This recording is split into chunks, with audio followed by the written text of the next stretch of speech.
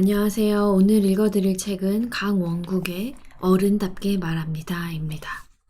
세 가지를 준비하고 세 가지를 조심하라. 나는 누군가를 만나러 갈 때 세 가지를 준비한다. 농담거리, 칭찬거리, 질문거리가 그것이다. 농담이나 잡담거리는 대화를 시작할 때 써먹는다. 처음 만나거나 어려운 관계일 때는 자칫 가볍고 실없는 사람으로 보일 수도 있지만 기꺼이 위험을 감수한다. 잃는 것보다 얻는 게 많기 때문이다. 다만 누울 자리를 보고 발을 뻗을 필요는 있다. 농담을 결례라고 생각하는 사람도 간혹 있기 때문이다. 나를 얼마나 쉽게 봤으면 초면에 저런 농담을 할까?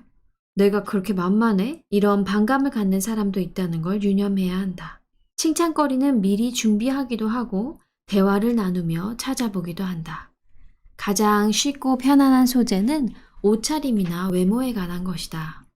건강해 보인다, 젊어졌다 등등 무언가를 축하해 주는 것도 좋은 칭찬거리다. 추켜 세우는 말은 언제나 효과 만점이다. 질문거리는 대화 중에 여러모로 유용하다. 질문은 대화를 이어갈 수 있는 가장 좋은 수단이다.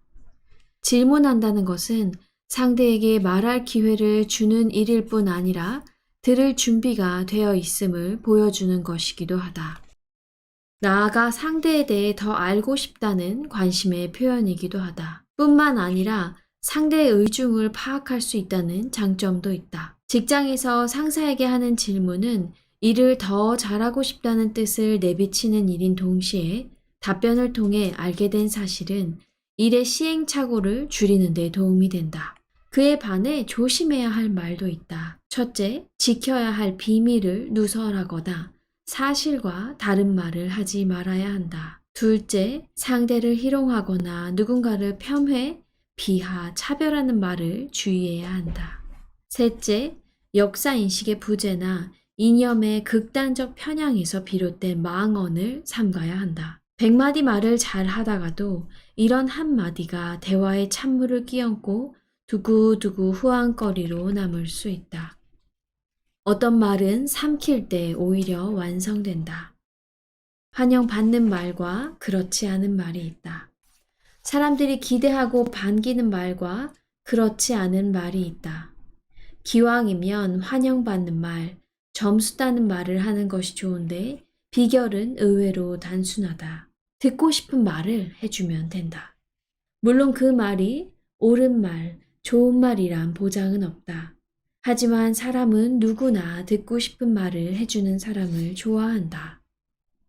듣고 싶어 하는 말에 귀 기울인다. 사람들은 어떤 말을 듣고 싶어 할까? 첫째, 알고 싶은 내용이다. 평소 궁금했거나 알고 싶었던 얘기가 나오면 귀가 번쩍 뜨인다. 듣지 말라고 해도 뇌가 알아서 귀를 쫑긋 세운다. 가려운 곳을 긁어주면 시원한 것과 같다. 하지만 가렵지도 않은 곳을 자꾸 긁어대면 짜증나는 법이다. 둘째, 공감하는 말이다. 자신의 입장이나 처지, 사정, 심정을 헤아려주고 배려하는 말을 듣고 싶어 한다. 지금 얼마나 힘들어. 내가 그 마음 알아. 처럼 상대의 기쁨이나 슬픔, 억울함이나 분함에 동참하는 말을 반긴다. 생각보다 쉽지 않다. 관심을 기울여야 하고 상대에 대해 알아야 공감해 줄 수 있다. 또한 본심에서 나온 말이어야 한다. 상대는 내가 진심으로 하는 말인지 입에 발린 소리를 하는지 금세 알아차린다. 셋째, 환심을 사는 말이다. 상대를 칭찬하고 지켜 세우는 것이다. 상대와의 공통점을 찾아 우리는 비슷하다는 것, 같은 편이라는 것을 강조한다. 그러면 호감과 친밀도가 올라간다. 말 한마디로 천냥 빚을 갚을 수 있다. 그러나 조심해야 한다. 이런 말을 자주 하면 비 맞추는 말을 잘해, 알랑거려, 아첨해 라는 소리를 들을 수 있다. 넷째, 도움이 되는 충고와 조언이다. 물론 상대가 도움을 청해 왔을 때 해당한다. 참견하고 간섭하는 충고와 조언은 백해무익하다. 조언할 때도 이것은 이런 의미가 있다라고 말하는데 그쳐야 한다. 상황이 이러하니 내가 판단하고 결정하라는 배경 설명과 선택지만 제시하는 게 좋다. 혹은 함께 해보자 라고 말하는 것도 방법이다. 다섯째, 상황에 맞는 말이다. 축하해줘야 할 때 축하하고, 위로가 필요할 때 위로하고, 사과해야 할 때 사과하는 것이다. 지금 무슨 말을 해야 하는 상황인지 때와 장소와 분위기를 알고 그에 맞는 말을 해야지 잘못하면 저 친구 참 눈치 없다 라는 핀잔을 듣게 된다. 끝으로 삼켜진 말이다. 끼어들고 싶은 욕구나 반론하고 싶은 충동, 변론하고 싶은 마음을 자제하고 말을 삼킬 필요가 있다. 참고 듣는 것으로 상대가 말할 수 있게 해주는 것으로 더 큰 공감과 호감을 얻어내기도 한다. KBS 라디오를 진행할 때 청취자 중에서 이런 질문을 하는 분이 계셨다. 우리 애가 통 말을 안 하는데 어떻게 하면 말을 잘 할 수 있나요? 나는 이렇게 대답했다. 우리 애도 말 못해요. 저도 어렸을 때 그랬고요. 말하기를 가르칠 수는 없다고 생각한다. 가르치려 말고 잘 들어주는 게 중요하다. 일단 들어주면 아이는 본 대로, 느낀 대로 말한다. 그것을 잘 들어주면 된다. 처음부터 잘할 수는 없다. 말이 안 되는 소리를 해도 인내심을 갖고 들어줘야 한다. 우리는 누군가가 내 이야기에 귀 기울여주면 어떻게든 그 사람을 만족시키고 싶어 한다. 인지상정이다. 그런 과정 속에서 스스로 점점 잘하게 된다. 제발 어떻게 말해보라고 다그치지 않았으면 좋겠다. 아이가 말하는 도중에 끼어들어 그래서 네 생각이 뭐고 네 의견이 뭐야? 그걸 통해서 뭘 배웠고 어떤 교훈을 얻었지? 하고 딱따구리처럼 재촉하지 말자. 부모님이나 선생님이 듣고 싶어하는 말이 아니라 아이가 하고 싶은 말을 하도록 해주자. 무엇에 관해 말해보라고 하지 않고 내가 하고 싶은 얘기가 뭐야? 라고 물어야 한다. 환갑이 다 되어가는 나 역시 무엇에 대해 말하라고 하면 머릿속이 하얘진다. 어른도 못하는 걸 아이에게 시키면 아이는 입을 더 다물게 마련이다. 말은 물과 같다. 어른은 아이에게 말의 바다가 되어 주어야 한다. 모든 것을 다 받아주는 바다 말이다. 바다가 있는 한 강물은 바다를 포기하지 않는다. 돌부리를 만나 굽이쳐 흐르지만 바다를 향해 간다. 굳이 뭔가를 해야겠다면 질문을 하자. 말을 잘 하기 위해서 두 가지 훈련이 필요하다.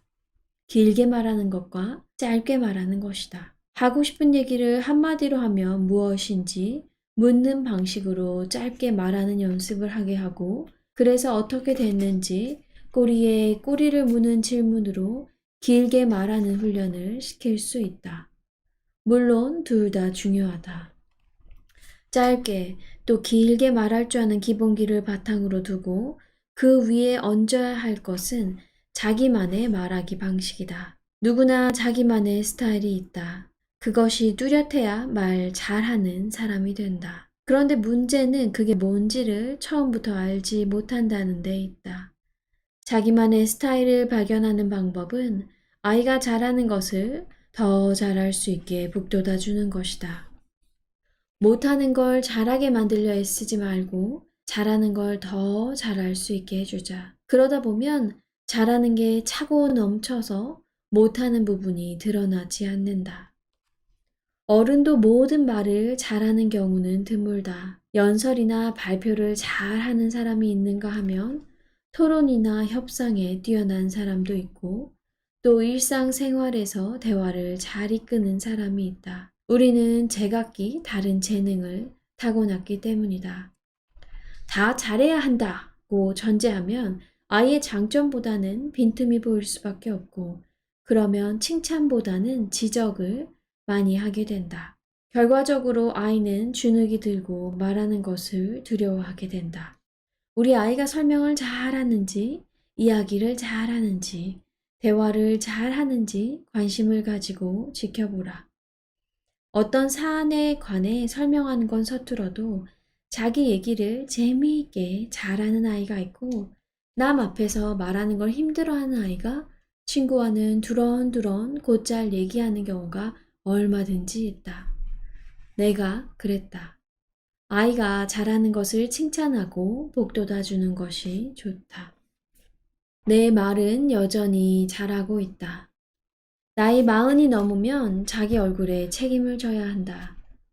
링컨이 한 말이다. 얼굴 표정에 그 사람의 성격과 세상을 대하는 태도가 드러난다고 본 것이다. 그런데 나는 얼굴보다 말이 더 그 사람의 인격에 가깝다고 믿는다. 그 사람이 누구인지 알려면 얼굴을 볼 게 아니라 말을 들어봐야 한다. 나는 50살이 넘어서야 비로소 내 말에 책임을 지겠다고 마음먹었고, 이후 꾸준히 지키고자 하는 나만의 규칙을 만들었다. 첫째, 내가 하는 말을 곱씹어 보며 말한다. 말버릇에 주의를 기울이며 말하는 것이다. 말뿐 아니라 말할 때 내가 어떤 몸동작을 취하는지도 눈여겨본다. 언젠가 내가 말하면서 손가락질하는 버릇이 있다는 거 알아채고 아차 싶었다. 이후로 그렇게 하지 않으려고 의식적으로 노력한다. 좋은 말버릇도 있다. 글로 치면 내 말은 문장이 짧다. 딱딱 끊어서 단문으로 말하면 쉽고 명료해진다. 이렇게 좋은 점은 더욱 몸에 배게끔 의도하면서 말한다. 둘째, 남의 말을 유심히 들으면서 나는 저렇게 말하지 말아야지 싶은 것을 찾는다. 하루 종일 듣는 게 말이기 때문에 반면교사로 삼아야 할 나쁜 말버릇을 찾는 것은 어렵지 않다. 셋째, 얼버무리지 않는다. 한마디 한마디를 또박또박 말하고 하고자 하는 얘기를 분명하게 전하려고 애쓴다. 그러려면 생각나는 대로 말하지 않고 생각하면서 말해야 한다. 넷째, 같은 말이면 긍정적으로 표현한다. 같은 값이면 다 엉치 말하고 기왕이면 긍정적인 게 좋다. 긍정적으로 말하면 긍정적인 일이 생기고 부정적으로 말하면 부정적인 사람으로 비친다. 다섯째, 목적에 맞게 말한다. 말하는 목적과 동떨어진 얘기는 가급적 하지 않으려고 한다. 목적은 친교일 수도 설득일 수도 재미일 수도 있다. 내가 지금 왜 이 말을 하는지 생각해 보면 목적에 맞는 말을 할 수 있다. 끝으로 후회할 말은 하지 않는다. 그런 말은 하지 않았어야 해 하고 뒤늦게 후회할 말은 애당초 하지 않는다. 무심결에 해버린 경우에는 곧바로 사과한다. 내 말은 이런저런 노력 때문에 제자리에 머무르지 않고 하루하루 성장하고 있다. 그것을 확인하는 기쁨과 즐거움이 크다. 그것만으로도 사는 게 재미있다. 더 많은 이야기가 미라클 팩토리에 준비되어 있습니다. 모든 걱정에 사랑을 보냅니다. 지금 이 순간 당신은 사랑받고 있습니다. 지금 이 순간 당신은 사랑하고 있습니다. 김새 유튜브 함께 해주셔서 감사합니다. 사랑합니다. 축복합니다. 내일 또 만나요.